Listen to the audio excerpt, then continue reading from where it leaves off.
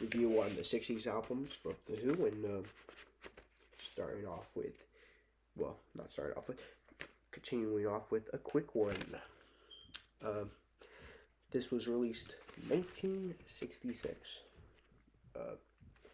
Kind of similar album covers to Revolver, also released 1966 by the Beatles.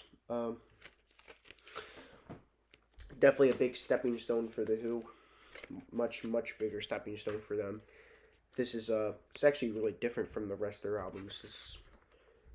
Every song on here, like every band member had a song, at least one song on it, like that was written by them. So, Entwistle, Entwistle wrote a song, Townsend wrote a song, Keith Moon wrote a song, and even Daltrey wrote a song, at least. And let's not waste time. I'm going to review the album. This thing starts off with Run, Run, Run. I'm going to be reviewing Magic Bus 2, and that's also on it, so once I get to that, when I do get to that, it's going to be pretty much the same thing I feel about here. Well, I feel like this is a great way to start off the album. Actually, yeah, this is a great way to start it off. This shows their growth already. This is their second album. My favorite part would probably be like the part where it's like that instrumental section. That's what really shows their growth. It's a 10 out of 10 song. I really enjoy it. Second song, Boris the Spider. The first song was written by Townsend, if you haven't guessed that already. Second one was written by Entwistle, the Ox. I love this song. It's kind of like black metal before black metal even existed. 1966. They were ahead of their time. The Boris the Spider. I think the song rocks. Really good song. It's popular for a reason. Really good song. Third song, which was written by Keith Moon, I Need You. There's actually quite a bit of songs that have I Need You as a song title, but this is my favorite. I absolutely love I Need You on this. Really nice. I actually, it's one of my, believe it or not, really one of my favorites from the album, actually. Enjoy it a lot, actually. What else? That's it. My favorite section would probably be the drums on this. My least favorite? None. There's no least favorite part on this song. Next song in the album, well, 10 out of 10 by the way. Next song in the album, Whiskey Man, written by Entwistle. Another classic Entwistle song. I wouldn't say classic like it's a hit, but just has that classic Entwistle sound to it. I love Entwistle. My favorite member of The Who, actually. Really enjoyed this song too. It's really dark, really dark. I think this song was about Keith Moon. I think I don't know if it's about him, but it sounds like a song that's about him. About Whiskey Man's my friend. He's with me nearly all the time. Sorry about that crappy singing, but really enjoy this. 10 out of 10. My favorite section will probably be when he's like, two men dressed in white collected me 2 days ago. I really enjoy that part because it's like he's going crazy and doesn't really know it. He's like, oh, if they don't see my Whiskey Man, they're all going mad, but really, well, they're all going blind, but he's going insane from all the whiskeys he's been drinking. Fifth song on this, 10 out of 10 by the way, Heat Wave. really nice cover, actually. This is the only song on the album that was a cover, actually. The only reason why this isn't a full written album, actually, is because of that one song. I'll tell you about the US version later, but this is like a great cover. It grew on me significantly. I didn't really like it when I first heard it, but I think it's a great song now. But put that in there. But it's a 10 out of 10. My favorite section will probably be it was like when Townsend singing like, this could be a new romance. but 10 out of 10. Cobweb, Cobwebs and Strange. If you could, if it's not prevalent on here because of the glare and all that, but it's on the album cover. Well, Whiskey Man's on this. Whiskey Man. And then this is Cobwebs and Strange. This is an instrumental track. Not as good and coherent as the Ox, but I think this is a great song nonetheless. Great instrumental nonetheless. It's shows how weird Keith Moon was probably mentally back then. And that closes side one.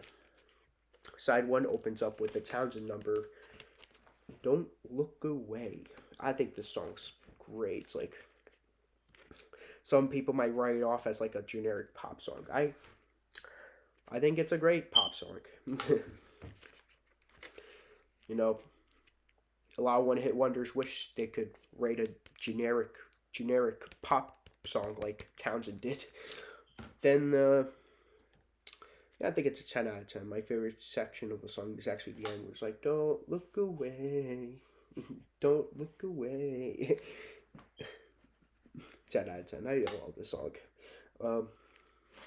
Seventh track, written by Daltrey. The only song written by Daltrey on this is "See My Way." If you saw the album cover, this is a shitty view of it, but if you saw it, it would actually, the letters, "See My Way." Another great pop song. That's what I love about these three songs on side two are actually really great, actually. Especially the Daltrey song. A lot of people write it off as just filler. I don't think it's filler. I think it's great. 10 out of 10. I don't have a favorite part, but I think it's a great album. Cut. So Sad About Us. That's the ninth track. And oh boy, it's a great track. Written by Townshend, by the way. And I think this is a great song. It's the opening riff sounds like "I Feel a Whole Lot Better" by the Byrds. I think it's great. It's another great album track. 10 out of 10. Nothing really much to add to that, but the next song I have a lot to add to, but a quick one while he's away. That song, masterpiece. I didn't get into this album until a while, but the one track that did get me was that track. It's amazing. Even if you don't listen to the rest of this, that one track alone makes this album worth listening to and buying, actually. It was never released as a single, so buy this album for that song. Kind of a weak reason to buy this album, but I think this is a great way to close an album. Great way to close an album. My favorite part would probably be when they're like cello, cello, cello, cello. Kind of a ridiculous part in my opinion, but it's probably why I love it so much. But that's the end of a quick one. I think this is such a great album. This my I feel like, well, yeah. This and another album from their 60s is like this either my third favorite or my second favorite. It's interchangeable with another album of theirs, but this is great to listening every time. The back cover, and this is the UK version.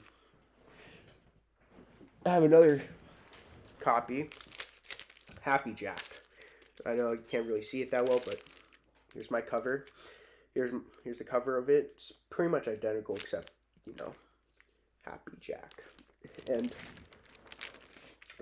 side 2's track listing is the exact same, just like the US version of My Generation. It was identical to side 1. It's pretty much the same like this. But they took Heatwave out, the cover, and put in a Townshend number, which Happy Jack ends off. Instead of having Heatwave come after Whiskey Man, Cobwebs and Strange comes after that, but what closes side 1 is Happy Jack. And not only that, but the back cover is completely different too. I actually much prefer this over the UK version. Yeah, but yeah, if you can see the track listing, still has Run Run, Run, Forest the Spider, I Need You, and Whiskey Man. Those 4 tracks don't change at all, but those 2 do. If you ask me what I prefer, well, the other one it was kind of a little tricky. This is, I could take either or, whatever works. And another copy I own, quick one, Happy Jack, and this actually has both, but yeah, you could take a picture of this and read it, but it has side 1 is identical to the UK version, and side 2 is almost identical, except instead of ending it on a quick one, they ended it on Happy Jack, which kind of a strange way to end it off. You have like a cool way, you have this, and then you have a quick one, the title track, and then you have another title track almost. And it comes with Who Sell Out Which. We'll be just discussing that next episode, which I'll be seeing you next time on that one.